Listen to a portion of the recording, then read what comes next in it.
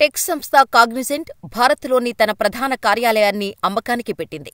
చెన్నైలోని ఒకియం తొరాయ్ పక్కంలోని ఈ బిల్డింగును దాదాపు 20 ఏళ్లుగా ఆ సంస్థ హెడ్ ఆఫీసుగా ఉపయోగిస్తోంది. ఐటీ కారిడార్లోని దాదాపు 15 ఎకరాల విస్తీర్ణంలో ఉన్న 4 లక్షల చదరపు అడుగుల ఈ కార్యాలయం విలువ కనీసం 750 నుంచి 800 కోట్ల రూపాయల మధ్య ఉంటుందని రియల్ ఎస్టేట్ సంస్థల అంచనా వేస్తున్నాయి. అంతర్జాతీయ స్థిరాస్తి సేవలందించే సంస్థ జేఎల్ఎల్కు దీని విక్రయ బాధ్యతలను అప్పగించినట్టు టైమ్స్ ఆఫ్ ఇండియా ఓ కథనం ప్రచురణ చేసింది. కాగా ఇప్పటికే జేఎల్ఎల్ సంస్థ భాష్యం గ్రూప్, కాసా గ్రాండ్ సంస్థలతో పలు దఫాలు చర్చలు జరిపింది.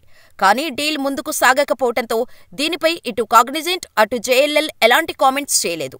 ఈ ఏడాది డిసెంబర్ నాటికి మాత్రం సాఫ్ట్వేర్ సంస్థ ఈ ఆఫీసును ఖాళీ చేసే అవకాశం ఉంది.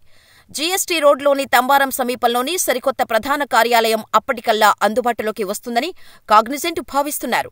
అయితే కాగ్నిజెంట్ చెన్నై నగరంలోని తన కార్యకలాపాలను ఎంఈపీజెడ్, షోలింగ్ నల్లూర్, సిరుసేరిలోని 3 భవనాల్లో ఏకీకృతం చేస్తున్నట్టు తెలిపింది. ఇక్కడ డీఎల్ఎఫ్ సెయింట్ మ్యారీస్ రోడ్డులోని ఆఫీసు లీజులను వదిలేసింది.